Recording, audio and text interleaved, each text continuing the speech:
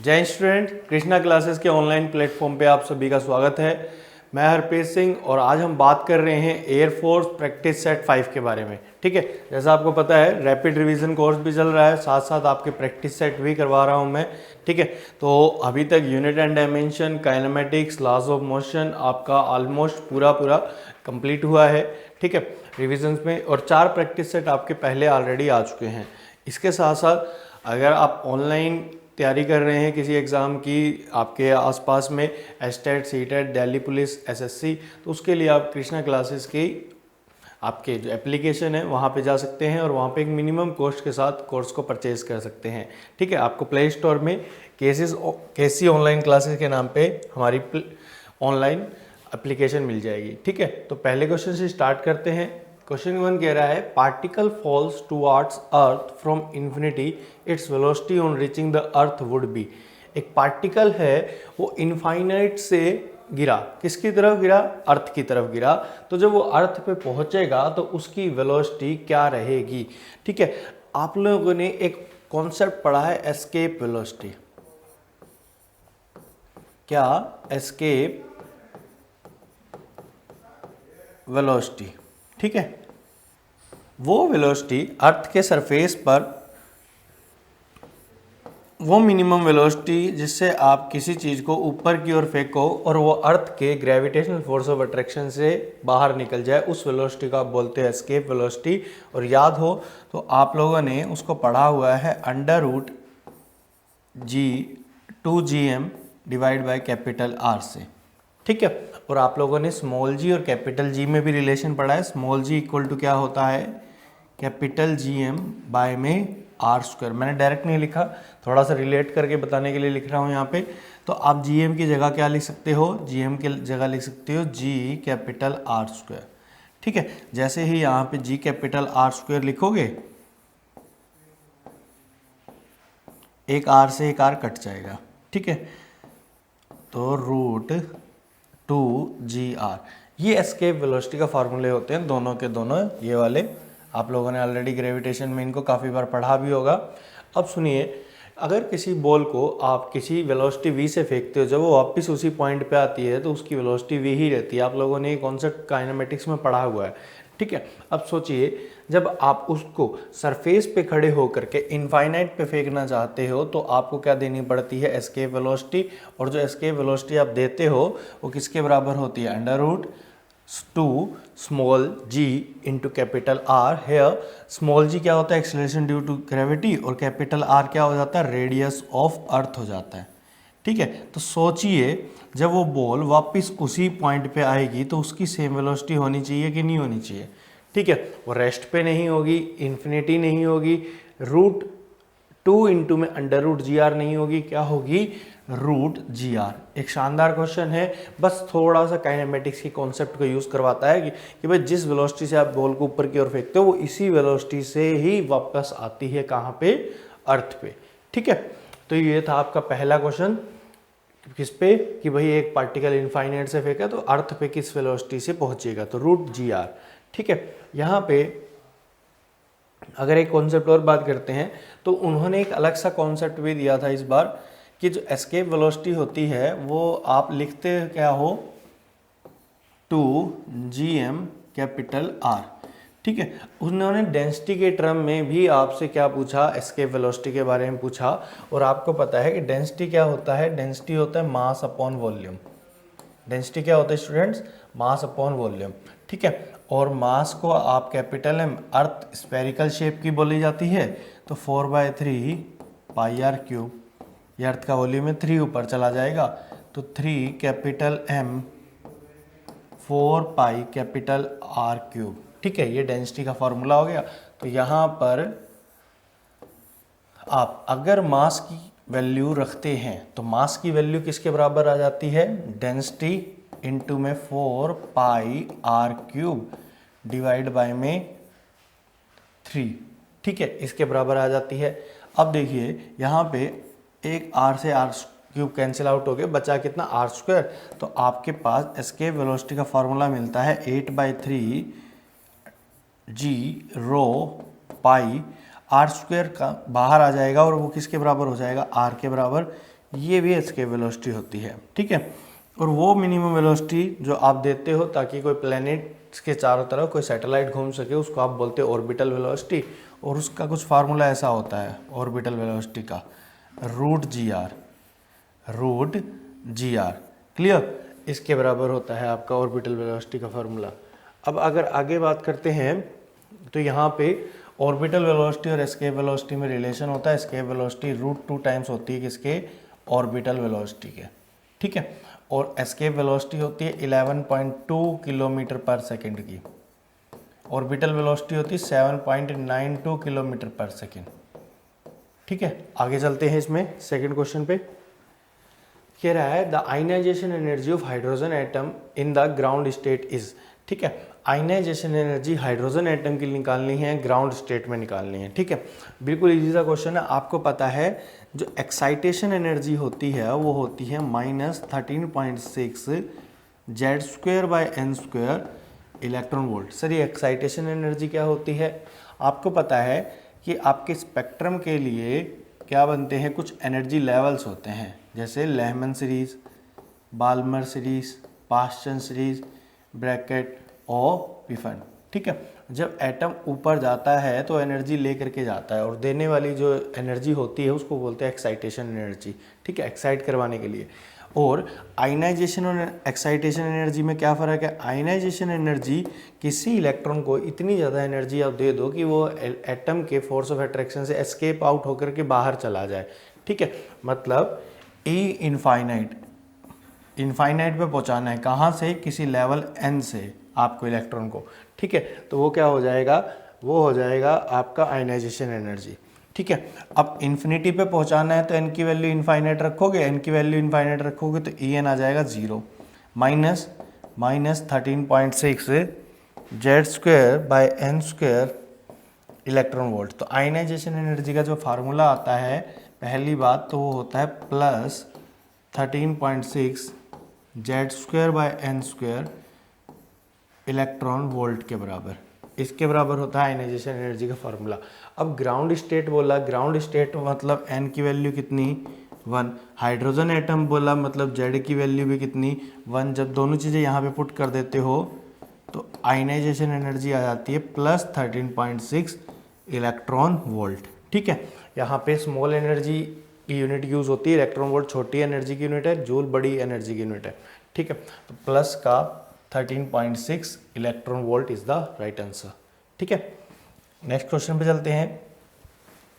कह रहा है concave mirror is used in headlights of vehicle because of, ठीक है। बिकॉज किस वजह से आप कनकेव मिरर को यूज करते हो हेडलाइट के अंदर? बताइए फटाफट, सोचिए क्या हो सकता है। कनकेव मिरर को दिमाग में लाइए और उसके पीछे का रीजन देखिए। पहले कहता है focuses light from the bulb on to the nearby vehicles, send parallel rays, fits well into the shape of the headlight, it's cheaper than other mirror, ठीक है। आप कनकेव मिरर को क्यों यूज़ करते हो?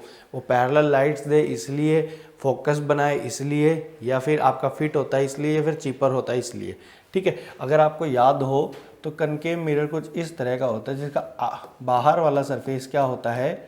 पॉलिश्ड होता है, और अंदर वाले सरफेस से क्या होती है? आपकी रेस निकलती है, मतलब रिफ्लेक्शन होता है। अब अगर आपका जो बल्ब है वो कुछ इधर लगा हुआ है, याद करो टॉर्च, ठीक है, इस तरह से बल्ब होता है वहाँ पे आपका, ठीक। अब यहाँ से जो रेस टकराती हैं वो इस तरह से टकराएंगी, आगे भी जाएंगी पीछे भी टकराएंगी, और टकरा करके ये इस तरह से जाती हैं, ठीक है। तो ये पैरेलल रेस सेंड करता है। कैसी रेस सेंड करता है? पैरेलल रेस सेंड करता है। ज़्यादा अगर आपको देखना है तो सबसे छोटे लेवल टॉर्च होती है ना, टॉर्च को ही देख लो। टॉर्च से जो रेस निकलती हैं वो पैरेलल निकलती हैं और ज़्यादा दूर तक जाती है। सिर्फ व्हीकल को ही नहीं, वो हर चीज़ को ही फोकस में लेकर के आती हैं आपके, मतलब दिखाने के लायक बनती हैं। तो रीज़न है कि इसका क्यों यूज़ करते हो आप, इसको पैरेलल रेस में यूज़ करते हो, ठीक है। इसके अलावा कनकेव मिरर का ही ऐसा ही एक यूज़ किस में होता है? सोलर कुकर में होता है। किस में यूज़ होता है? सोलर कुकर में। आगे बात समझ। अगर मिरर के बारे में बात कर रहे हैं तो मिरर के बारे में मिरर फॉर्मूला भी बता देते हैं, थोड़ा सा रिवीजन हो जाएगा। मिरर फार्मूला और लेंस फार्मूला, आप दो फार्मूले पढ़ते हैं, 1 focal length is equal to 1 distance of image to the 1 distance of object. ये मिरर फार्मूला होता है। और लेंस फार्मूला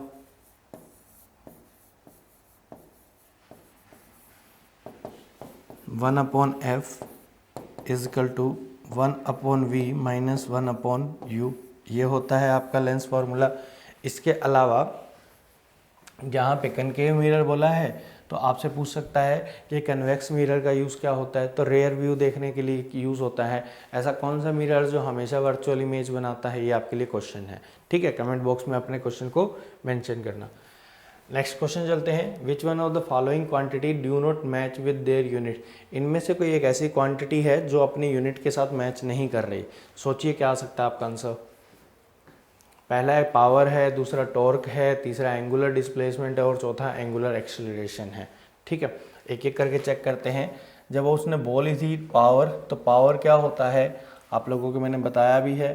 पावर होता है एक तरह का work done per unit time. Power is what, work done per unit time. अब वर्क की यूनिट क्या होती है, जूल, और टाइम की यूनिट क्या होती है, सेकेंड। मतलब उन्होंने तो डू नॉट मैच बोला था, ये तो सही है, तो ये ऑप्शन अपना नहीं हो सकता। टॉर्क, टॉर्क क्या होता है, टॉर्क होता है फोर्स इनटू परपेंडिकुलर डिस्टेंस का प्रोडक्ट। ठीक है, टॉर्क एक वेक्टर क्वांटिटी होती है। This is the product of force into perpendicular distance. Force की यूनिट होती है न्यूटन, डिस्टेंस की यूनिट होती है मीटर। ठीक है, तो न्यूटन क्रॉस मीटर। ठीक, ये भी सही यूनिट है, तो ये भी हमारा आंसर नहीं हो सकता। तीसरा एंगुलर डिस्प्लेसमेंट। एंगुलर डिस्प्लेसमेंट क्या होता है, जब कोई बॉडी सर्कुलर पाथ में चलती है तो उसका आर्क अपॉन जो रेडियस होता है उसको आप बोलते हो क्या, एंगुलर डिस्प्लेसमेंट। मतलब कितने एंगल से रोटेट हुई है। और एंगल की यूनिट क्या होती है, एंगल की यूनिट रेडियन ही होती है, तो ये भी हमारा आंसर नहीं हो सकता। तो राइट आंसर तो पता लग गया angular acceleration, but angular acceleration की एक्चुअल में यूनिट क्या होती है, एंगुलर एक्सेलरेशन की एक्चुअल में जो यूनिट होती है वो होती है रेडियन पर सेकेंड स्क्वायर, रेडियन पर सेकेंड स्क्वायर, और यहाँ पे दे रखी है रेडियन पर सेकेंड, जो कि गलत हो गया। ठीक है, नेक्स्ट क्वेश्चन पे चलते हैं। क्वेश्चन नंबर 5 एक अच्छा क्वेश्चन है, सोचो अपनी तरफ से फटाफट अपने आंसर को सोच करके रखो क्या हो सकता है आपका आंसर। कह रहा है if eta represent the coefficient of viscosity and capital T be the surface tension, then the dimension of capital T by eta। Capital T आपकी सरफेस टेंशन है, कैपिटल टी है आपका सरफेस टेंशन, और ईटा क्या होता है आपका कोफिशिएंट ऑफ विस्कोसिटी। इनका रेशियो बताना है और ये बताना है कि किसके साथ, किसके जैसा इसका डायमेंशन होगा, लेंथ के जैसा होगा, टाइम के जैसा होगा, मास के जैसा होगा, या फिर स्पीड के जैसा होगा। सोचिए क्या हो सकता है आपका आंसर। देखिए, सरफेस टेंशन होता है फोर्स पर यूनिट लेंथ, मतलब इसका डायमेंशन होता है m1t-2, और कोफिशिएंट ऑफ विस्कोसिटी का डायमेंशन होता है m1l-1t-1। ठीक है, m1 से m1 कट गया। ठीक है, ये l कहाँ चला जाएगा ऊपर, ये t भी चला जाएगा कहाँ ऊपर, और आपके पास डायमेंशन आएगा l1t-1, इसी के बराबर आएगा, जो कि किसका डायमेंशन होता है, स्पीड का डायमेंशन होता है। अब किसी को ईटा का डायमेंशन नहीं पता तो आपको मैंने विस्कस फोर्स ऑलरेडी बताया है, ईटा ए dv/dx। ठीक है, यहाँ से आप ईटा का डायमेंशन निकाल सकते हो ऐसे लिख करके कि ईटा जो होता है भाई वो होता है F = dx एरिया इनटू में चेंज इन वेलोसिटी। यहाँ से जब आप सॉल्व करते हो तो इसका जो डायमेंशन आता है वो कितना आता है, m1l-1t-1। ठीक है, तो ये आपका राइट आंसर है। नेक्स्ट क्वेश्चन पे चलते हैं।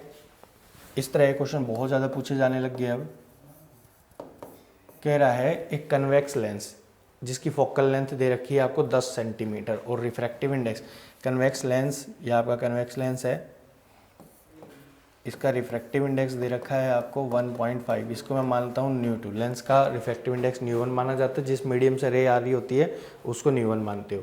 ठीक है, इसकी फोकल लेंथ दे रखी है आपको 10 सेंटीमीटर। साथ में वाटर का रिफ्रैक्टिव इंडेक्स दे रखा है, इस लेंस को आपने इमर्ज कर दिया, पानी के अंदर डाल दिया और रिफ्रैक्टिव इंडेक्स हो गया 1.33 पानी का, ठीक है। तो आपको कह रहा है जो नई फोकल लेंथ है वो क्या होगी, 20, 40, 48 या 12। देखिए इसके कॉन्सेप्ट पे चलिए, आपको लेंस मेकर फार्मूला पता होगा, वो 1 फोकल लेंथ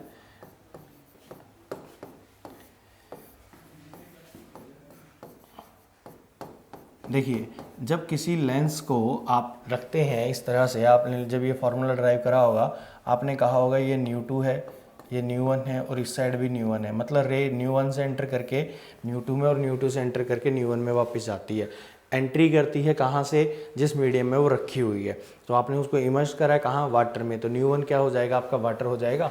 अब सोचिए कि भाई रेडियस पे फ़र्क पड़ेगा क्या, ना R1 पे फ़र्क पड़ेगा ना R2 पे फ़र्क पड़ेगा जब किसी लेंस को आप मीडियम में अलग बदलते हैं। तो आप फोकल लेंथ की टर्म में चलें तो भाई पहले की फोकल लेंथ 10 सेंटीमीटर दे रखी थी और रिफ्रैक्टिव इंडेक्स 1.5 दे रखा था। तो यहाँ से आप अगर फोकल लेंथ की टर्म में चलोगे तो f2/f1 रेशो लेकर के चल रहा हूँ मैं, देखो ये इसके इन्वर्सली है, मतलब ये f1 है ना, तो ये इसकी टर्म ऊपर वाली चलेगी जो पहले इमर्ज करने से पहले है, ये लेंस की, लेंस मतलब ग्लास, और पहले थी एयर -1, ठीक है। बाद में ग्लास तो ग्लास ही रहा, एयर की जगह क्या लिख दिया आपने, वाटर -1, इस तरह से, ठीक है। वैल्यू रख दो, f2 आपको कैलकुलेट करना है, f1 आपका 10 सेंटीमीटर दे रखा है, ग्लास का रिफ्रैक्टिव इंडेक्स 1.5, एयर का 1 -1, ग्लास का 1.5, वाटर का 1.33 -1। जब इस पूरे को सोल्व करते हो ना तो आपकी फोकल लेंथ क्या आ जाती है, आपकी फोकल लेंथ आती है 39 पॉइंट समथिंग, जिसको हम मान लेते हैं ऑलमोस्ट 40 सेंटीमीटर, ठीक है। तो इस वे में आप इस क्वेश्चन को कर सकते हो, बिल्कुल ईजी। अब दूसरी चीज़, जब भी किसी लेंस को, कन्वेक्स लेंस को एक ऐसे मीडियम में इमर्ज करा जाता है जिसका रिफ्रैक्टिव इंडेक्स एयर से ज़्यादा है पर उस लेंस के रिफ्रैक्टिव इंडेक्स से कम है, तो वहाँ पे क्या होगा, उस लेंस की फोकल लेंथ हमेशा बढ़ेगी और पावर क्या होगी, डिक्रीज होगी। तो यहाँ पर आप लिख भी सकते हैं कि focal length increases, focal length increase और पावर डिक्रीज। क्यों, क्योंकि भाई फोकल लेंथ और पावर एक दूसरे के कैसे काम करती हैं, अपोजिट काम करती हैं, ठीक है। यहाँ देखिए इसी फार्मूले को आप पावर के टर्म में ऐसे लिख सकते थे,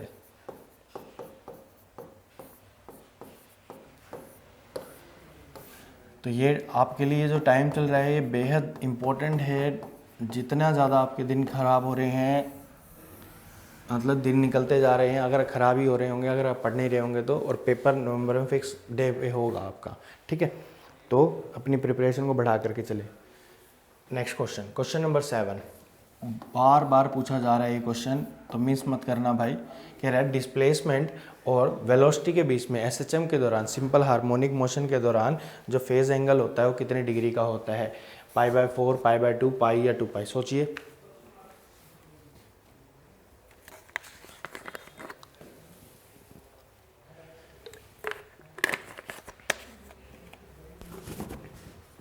देखिए मान लेते हैं आपकी जो वेव की इक्वेशन है y = a sin ω t + y, ठीक है, ये है। जब डिस्प्लेसमेंट की इक्वेशन का फर्स्ट डेरिवेटिव ले लोगे तो वेलोसिटी निकल जाएगी, dy/dt, a ω cos ω t + y। अब जब फेज डिफरेंस निकालते हो, अगर ये साइनसोइडल वेव है तो ये भी वेव कैसी होनी चाहिए, साइनसोइडल होनी चाहिए। इसको साइनसोइडल की फॉर्म में लिख सकता हूँ मैं, और इस तरह से लिखो कि इसके आगे जो प्लस का साइन है वो प्लस का ही रहे। क्या हम इसको ऐसे लिख सकते हैं, π/2 + थीटा, ठीक है, π/2 + थीटा, सेकेंड क्वाड्रेंट, और साइन किस में चेंज हो रहा है, कोस में, मतलब दोनों चीज़ें सेम है। वेलोसिटी ऐसे भी लिख सकते हो, ऐसे भी लिख सकते हो, और फेज एंगल, इस पूरे एंगल और इस पूरे एंगल का जो डिफरेंस होगा वही फेज डिफरेंस होगा। तो भाई ω t + phi + π/2 - ω t + phi, ठीक है, इन एंगल का डिफरेंस निकाल दो, इससे ही कट जाएगा, आपके पास राइट आंसर आएगा π/2। तो फेज डिफरेंस कितना हुआ आपका π/2। Option number B is the right answer. Clear. तो ये था आपका क्वेश्चन नंबर 7, इंपॉर्टेंट क्वेश्चन है, ठीक है। नेक्स्ट क्वेश्चन, 8th क्वेश्चन कह रहा है according to special theory of relativity, according to special theory of relativity which one of the following has the same value in all inertial frame। theory of relativity क्या बताती है आपको, m is equal to m naught 1 upon under root 1 minus v square by c square, ये बताती है theory of relativity. कह रहा है थ्योरी ऑफ रिलेटिविटी में कौन सी ऐसी चीज़ है जो हर फ्रेम ऑफ रेफरेंस में, हर इनर्शियल फ्रेम में आपकी सेम रहती है, मतलब चेंज नहीं होती। देखो मास चेंज हो रहा है, ठीक है, लेंथ चेंज हो सकती है फ्रेम ऑफ रेफरेंस के according, velocity of sound change होती है, तो चेंज क्या नहीं होती, स्पीड ऑफ लाइट या फिर वेलोसिटी ऑफ लाइट चेंज नहीं होती, ठीक है। एयरफोर्स 2019 में एक प्रैक्टिस सेट का क्वेश्चन भी था ये, ठीक है। तो इम्पॉर्टेंट है इनर्शियल फ्रेम और नॉन इनर्शियल फ्रेम, आप दो तरह के फ्रेम ऑफ रेफरेंस पढ़ते हैं, ठीक है, फिजिक्स में। नेक्स्ट चलते हैं question number 8, what should be the velocity of an object so that its mass become twice of its rest mass। ठीक है, अगेन थ्योरी ऑफ रिलेटिविटी पे एक न्यूमेरिकल है, कह रहा है किसी ऑब्जेक्ट का मास कितना वेलोसिटी कितनी हो कि उसका जो मास है ना वो उसके रेस्ट मास से डबल हो जाए, उसके रेस्ट मास से डबल हो जाए। मान लेते हैं ऑब्जेक्ट का जो रेस्ट मास है वो m0 है, ऑब्जेक्ट का रेस्ट मास m0 है, ठीक है, और आपका मास कितना हो गया, डबल हो गया, फाइनल मास कितना हो गया 2m0 हो गया। अब आपको v बताना है कितना होगा c की टर्म में, c की टर्म में ही है 3 × 10⁸, 2.59 × 10⁸, 4 × 10⁸ और none of the above. Formula आपका यही लगेगा। अब बस आपको ये पता होना चाहिए किस चीज़ की वैल्यू आपको रखनी है और क्या क्या गिवन है, ठीक है। m0 गिवन है, m गिवन है, ये कितना हो जाएगा 2m0, ये कितना हो जाएगा m0 under root v square by c square, m0 से m0 कट गया, स्क्वायरिंग बोथ साइड, ये 4 हो जाएगा, ये हो जाएगा 1/1 minus V square by C square, ठीक है। इसको थोड़ा सा अरेंज करें तो 1 minus V square by C square equal to 1/4 लिख सकते हो। ये 4 नीचे ले आया, इसको मैं ऊपर ले गया, ठीक है। इस टर्म को उधर ले जाओ और इस टर्म को इधर ले आओ, तो आप इसको लिख सकते हो क्या 1 minus 1/4 is equal to V square by C square, ये 3/4 आ जाएगा। 3/4 को सोल्व करोगे तो आप लिख सकते हो V by C is equal to under root of 3/4, ठीक है, जो कि हो जाएगा √3/2। तो v इज इक्वल टू क्या हो जाएगा √3/2, 3 × 10⁸ मीटर पर सेकेंड, ठीक है। ये हो गया 1.732 डिवाइड बाई 2 इंटू 3 × 10⁸ मीटर पर सेकेंड, ठीक है। इसको सोल्व करके देखिए, चलो इसको काट देते हैं। 1.5 को 1.7 से, अगर वो भी 1.5 होता तो 1.15 को 15 से गुणा करते 225, पर ये तो 1.7 है, तो ऑलमोस्ट आएगा 2.59 × 10⁸। अदरवाइज आप कैलकुलेशन करके देख लेना, आंसर यही मिलेगा ऑलमोस्ट आपको, ठीक है। क्वेश्चन नंबर 10 अच्छा सा क्वेश्चन है, कह रहा है कि अगर vector p plus vector q is equal to vector r के बराबर है और तीनों का मैग्नीट्यूड बराबर है, तो p और r के बीच में एंगल क्या होगा, ठीक है। ये देखिए, ये गिवन टर्म किसके बराबर होती है, आपने triangle law of vector addition का जब मैं रिवीजन करवा रहा था वेक्टर्स का, तो वहाँ पे मैंने इसको बताया था, ठीक है। दो वेक्टर का रिजल्टेंट है क्या, under root of p square plus q square plus 2pq cos theta, ठीक है। बोला सबका रिजल्टेंट बराबर है, मतलब सभी को r मान लेता हूँ मैं, ये भी r, ये भी r, 2r square cos theta, यार squaring both side,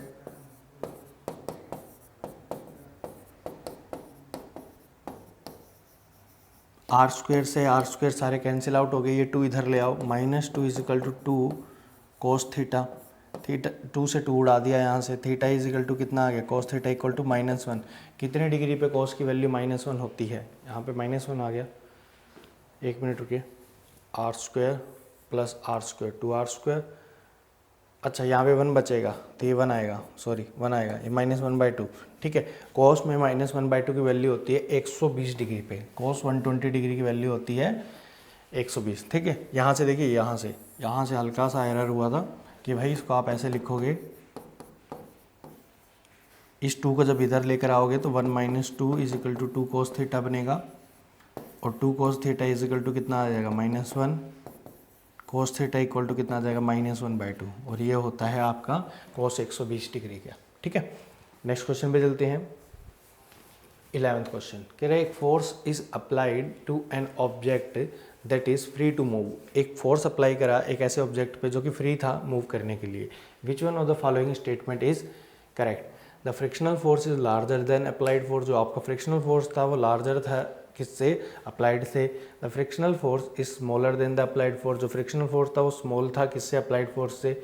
wait of the object is larger than the applied force, और all of these could be correct. ठीक है, इनमें से क्या हो सकता है, सोचिए। देखिए, तो इनमें से कौन सा आपका राइट आंसर आएगा। तो frictional force is larger than the applied force, frictional force is smaller than the applied force. तो भाई वो फ्री टू मूव थी, वहाँ पर वो बॉडी मूव करने के लिए फ्री थी, मतलब आपका जो फ्रिक्शनल फोर्स था वो कम था किससे, अप्लाइड फोर्स से, तभी तो मूव कर पा रही है। The frictional force is smaller than the applied force, right answer है। ठीक है, क्यों, क्योंकि भाई आपको कल ही बताया है मैंने प्रीवियस वीडियो में कि आप अगर इस तरह मोशन करवाने के लिए एक फोर्स अप्लाई कर रहे हो तो फ्रिक्शन लगता है इधर।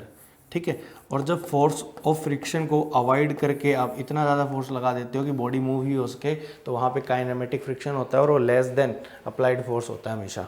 ठीक है, नेक्स्ट चलते हैं। क्वेश्चन नंबर 12 कह रहा 3 different objects of masses m1, m2 and m3 are allowed to fall from the same point O along 3 different frictionless path. 3 frictionless path थे, मतलब एयर रेजिस्टेंस क्या है वहाँ पे नेग्लेक्ट है। Speed of these objects on reaching the ground would be in the ratio of. ठीक है, 3 object हैं, एक का मास m1 है, एक का मास m2 है, एक का मास m3 है। ठीक है, इतना बोला है। और allowed to fall from the same point O, यहाँ पे देखिए उनको सेम पॉइंट O पर से गिराया गया, मतलब हाइट क्या है तीनों की हाइट, ये ग्राउंड है अगर मान लेते हैं, तो यहाँ से इनकी हाइट क्या है, तीनों की सेम है।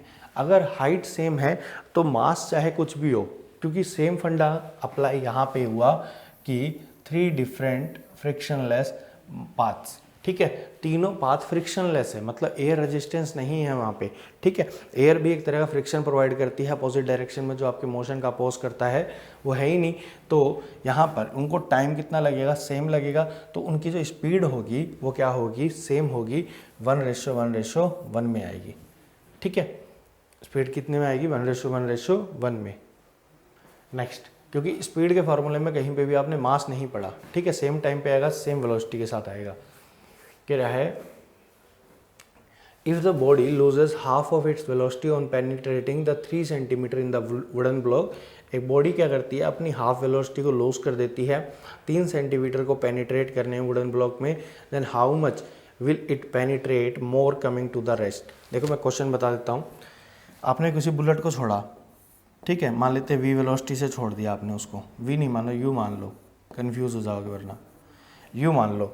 थोड़ी देर बाद वो 3 सेंटीमीटर तक वुडन ब्लॉक में अंदर गई, ठीक है, और उसने अपनी हाफ वेलोसिटी को लूज कर दिया, तो बची कितनी होगी, u/2। अब वो फर्दर कितनी दूर तक जाएगी, ये वाली डिस्टेंस आपको कैलकुलेट करनी है s। ठीक, अब यहाँ पर जब वो पहुँच जाएगी तो उसकी फाइनल स्पीड कितनी हो जाएगी, 0 नहीं हो जाएगी।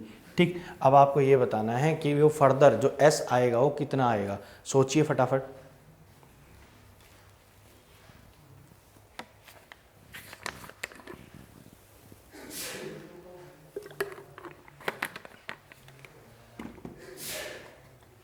देखिए यहाँ पे आप एक बार v² - u² is equal to 2s लगाओ। यहाँ से पहला है कि भाई आप एक्सेलरेशन निकालोगे फिर उसी एक्सेलरेशन को इसमें पुट करोगे, पर हम ऐसा करेंगे नहीं, हम तो रेशियो में ले लेंगे। ये फर्स्ट केस और ये सेकंड केस के लिए 2a से 2a कट गया। अच्छा, पहले केस में इनिशियल वेलोसिटी u थी तो u square, final velocity u by 2 तो u बाई 2 का whole square equal to displacement थी आपकी 3 सेंटीमीटर। अब यहाँ पे इस वाले केस के लिए देखो, यहाँ पर आपकी फाइनल वेलोसिटी 0 तो v की जगह रख दिया मैंने 0, u की जगह u नहीं रखूँगा क्योंकि आपने केस ही इतना सा माना है, तो u बाई 2 का होल स्क्वायर और ये आ गया आपकी डिस्प्लेसमेंट। ठीक है, यहाँ से इसको सोल्व करते हो तो u स्क्वायर से u स्क्वायर कट जाएगा यहाँ से भी, और ये आ जाएगा 1/4 माइनस 1, ये आ जाएगा 1/4, ये आ जाएगा 3 और s। ठीक, इसको सोल्व करते हो 3/4 और ये 1/4, 3/4 1/4 इक्वल टू 3s। 4 से 4 कट गया, 3 से 3 कट गया, आपका जो डिस्प्लेसमेंट आता है, डिस्प्लेसमेंट कितना आता है 1 सेंटीमीटर का। ठीक है, displacement is what of 1 centimetre, वो 1 सेंटीमीटर तक और पेनिट्रेट करेगा वुडन ब्लॉक को। ठीक है, question number 14, use of eddy current is done except following. ठीक है, एडी करंट किस में इनमें से यूज नहीं होता। ठीक है, एडी करंट क्या होता है, एडी करंट जब मेटल के बल्क पीसेस में से आप मैग्नेटिक फ्लक्स को बहुत ज़्यादा बार चेंज करवाते हो, बहुत तेज़ी से चेंज करवाते हो, तो वो क्या करता है, उसका अपोज करता है by creating a current in opposite direction. ठीक है, उस करंट को कहते हो आप एडी करंट। अब आपने ये तो सुना होगा इलेक्ट्रिक ब्रेक्स, जो मेट्रो ट्रेन्स होती हैं वहाँ पे जो इंस्टेंट ब्रेक्स लगाए जाते हैं वो इलेक्ट्रिक ब्रेक, इंडक्शन मोटर्स। ठीक है, इन दोनों में तो एडी करंट यूज़ होता ही होता है। साथ में मूविंग कॉइन गैल्वेनोमीटर में भी एडी करंट यूज़ होता है। क्यों? क्योंकि वो रोटेट करती है बार बार, वहाँ पे एक सॉफ्ट आयरन कोर होती है, वहाँ पे एडी करंट जनरेट होता है। ठीक है, बट डायनामो के अंदर एडी करंट यूज़ नहीं होता। तो राइट आंसर क्या है आपका, ऑप्शन नंबर डी। ठीक है, एक्सेप्ट पूछा था किस में नहीं होगा, तो एक्सेप्शन में कौन आएगा, dynamo is the right answer. इस क्वेश्चन का क्वेश्चन ऑप्शन नंबर डी आएगा राइट आंसर में। ये आपका एयर फोर्स का पहले भी आया हुआ क्वेश्चन है, कह रहा है resolving limit of healthy I is about. ठीक है, रिजोल्विंग पावर सुना होगा। ठीक है, 25 सेंटीमीटर तक होती है। क्या अब ये रिजोल्विंग वर्ड क्या होता है, अगर आपके पास दो ऑब्जेक्ट रख दिए जाए तो भाई आपकी आंखें क्या बनाएंगी, उनके ऊपर रेस छोड़ेंगी, वहाँ पे कोई ना कोई एंगल बनेगा। तो वो कितना एंगल बने कि उनकी जो इमेज है वो हमारी आइज़ के रेटिना पर साफ साफ बने, हम उनके दोनों के बीच में डिफरेंस क्रिएट कर पाएँ। तो आपको मैक्सिमम जगह आंसर दिया जाता है 1 मिनट, 1 मिनट का आंसर आएगा। ठीक है, अच्छा 1 मिनट को आप कुछ इस तरह से भी लिखते हो। ठीक है, तो इस क्वेश्चन को याद रखेंगे, option number A is the right answer. Next question करते हैं, right, transformer is employed to obtain a stable DC voltage, convert DC into AC, obtain a stable AC voltage, convert AC into DC.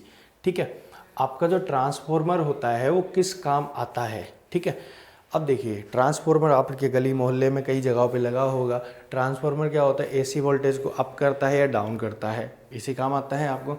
तो यहाँ पर DC voltage दे रखा है, stable DC voltage, गलत हो गया। ठीक है, convert DC into AC, DC को एसी में नहीं कन्वर्ट करता, ये भी गलत हो गया। कन्वर्ट एसी इंटू डीसी, ये रेक्टिफायर करता है, तो ये भी गलत हो गया।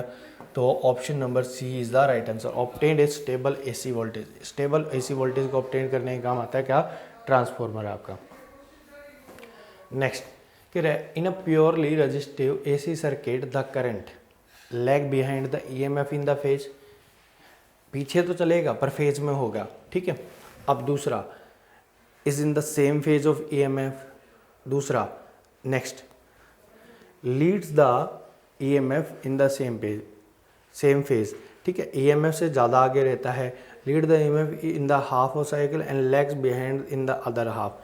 ठीक है, तो आपके पास 4 ऑप्शन है, चारों कंफ्यूजिंग ऑप्शन है। बताइए, प्योरली रजिस्टिव सर्किट है एसी में, आपका करंट किस फेज में होगा, आगे चलेगा या पीछे चलेगा, ये बताइए फटाफट। आपके पास ईएमएफ की इक्वेशन कुछ इस तरह से मिलती है।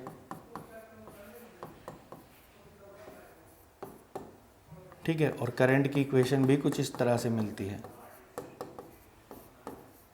होता तो सेम फेज में है, सेम फेज वाले ऑप्शन जो थे इन फेज, ये भी इन फेज है, ये भी इन फेज है, ये भी इन फेज है, ये नहीं आ सकता, बस थोड़ा आप ए बी सी में कंफ्यूज हो सकते हो, ठीक है।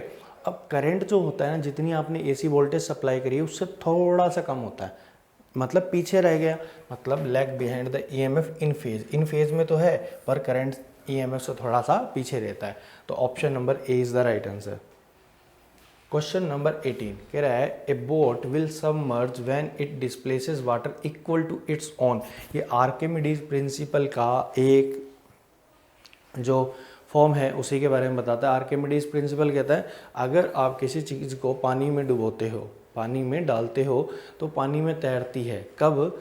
जब जितना उसने वॉल्यूम हटाया है उसका वेट उस बॉडी के वेट के बराबर हो जाए, ठीक है। तो आपका क्या हो जाएगा, बॉडी उस पानी में फ्लोट करने लग जाएगी। A boat will submerge when it displaces the equal to its own, ठीक। तो आंसर आएगा किसका, वेट का। पानी के वेट के बारे में बात करता है आर्किमिडीज प्रिंसिपल। नेक्स्ट क्वेश्चन पे चलते हैं। Why the needle of iron swim on the water surface when it is kept it is gently, it will remain under the water when it will displace the more water than it weighs. The density of needle is less than that of water due to its shape or due to surface tension. देखो needle वगैरह होती है, मच्छर वगैरह होते हैं जो पानी के सरफेस पे तैर पाते हैं, ठीक है। पहली बात तो उनको जेंटल रहना पड़ता है वहाँ पे। जेंटल मतलब ज़्यादा हिलना डुलना नहीं है, अदरवाइज वो डूबेगा ही डूबेगा। वो दोनों सरफेस को क्या करता है, दोनों सरफेस को बांध करके रखने की कोशिश करता है, तो दोनों तरफ से बॉन्ड बनाता है। इस वजह से वो क्या होता है, अपनी जगह पे बना रहता है। जब कंडीशन क्या है, वहाँ पर वो बिल्कुल ऑलमोस्ट रेस्ट पे रहे, ठीक है, ज़्यादा मूवमेंट ना करे, ठीक। तो यहाँ पे ये किस वजह से होता है, सरफेस टेंशन की वजह से। The right answer is the option number D. Next question में चलते हैं। कह रहा है an adiabatic process occurs at constant. जो एडियाबैटिक प्रोसेस होती है वो आपकी कांस्टेंट हीट पे होती है। एडियाबैटिक प्रोसेस कौन से पे होती है, कांस्टेंट हीट पे होती है। अब एडियाबैटिक प्रोसेस से आपसे पूछ लेगा एडियाबैटिक प्रोसेस की इक्वेशन क्या होती है, तो पीवी की power gamma equal to constant. ये आपकी एडियाबैटिक इक्वेशन की एडियाबैटिक प्रोसेस की इक्वेशन होती है। आपसे अगर अगला क्वेश्चन पूछ लेता है कि एडियाबैटिक प्रोसेस के अंदर हीट की मतलब हीट की फॉर्म में या फिर वर्क की फॉर्म में न्यूटन के फर्स्ट लॉ को डिफाइन करो, थर्मोडायनेमिक्स के लॉ को फर्स्ट लॉ को डिफाइन करो। तो थर्मोडायनेमिक्स का फर्स्ट लॉ कहता है डेल्टा के equal to delta U plus W. तो यहाँ पे हीट तो कांस्टेंट होता है, ठीक है, कांस्टेंट हीट पे होता है। तो भाई अगर हीट कांस्टेंट है तो उसमें चेंज कितना आ जाएगा, zero. Change in internal energy plus work done, तो आपका जो वर्क डन होता है वो नेगेटिव ऑफ इंटरनल एनर्जी होता है, ठीक है। और आपसे वर्क डन पूछ ले तो वो होता है आपका 1 gamma minus 1 n R T1 minus T2, इस तरह से कर लेंगे भैया हम तक। ये एडियाबैटिक प्रोसेस है। नेक्स्ट क्वेश्चन पे चलते हैं। Question number 21 SI unit of Stefan's constant is. ये आपका नेवी का क्वेश्चन था इस बार का, नेवी 2020 का। स्टीफेंस कांस्टेंट क्या होता है, कहाँ पे आता है। जैसे आपके पास कोई भी बॉडी है जो एनर्जी को इमिट करती है, तो उससे द्वारा जो energy emit per unit area per unit time is directly proportional temperature की पावर 4 के बराबर होता है। जब ये प्रोपोर्शनैलिटी का साइन हटता है ना तो सिग्मा आता है। सिग्मा स्टीफेंस कांस्टेंट के तौर पे जाना जाता है, टेम्परेचर की पावर 4। अब आपको सिग्मा की यूनिट पूछिए वाट में। अब वाट तो एनर्जी की यूनिट तो जूल होती है, बट एनर्जी के नीचे अगर टाइम ले जाते हैं तो वो वाट बन जाता है। E/T area T⁴ is equal to sigma. ऐसा लिख सकते हो, एनर्जी बटे टाइम हो गया वाट पर मीटर स्क्वायर पर केल्विन की पावर 4। ये होता है आपका क्या, स्टीफेंस कांस्टेंट की वैल्यू, वाट पर metre square kelvin to the power 4। Option number A is the right answer, ठीक है। Next, which one of the following does not exist. इनमें से कौन सी ऐसी चीज़ है जो अकेली एग्जिस्ट नहीं करती। देखिए ऑप्शन पढ़िए ध्यान से। Single electric charge, single magnetic pole, electric dipole या फिर मैग्नेटिक डायपोल। फटाफट सोचिए क्या आपका राइट आंसर हो सकता है।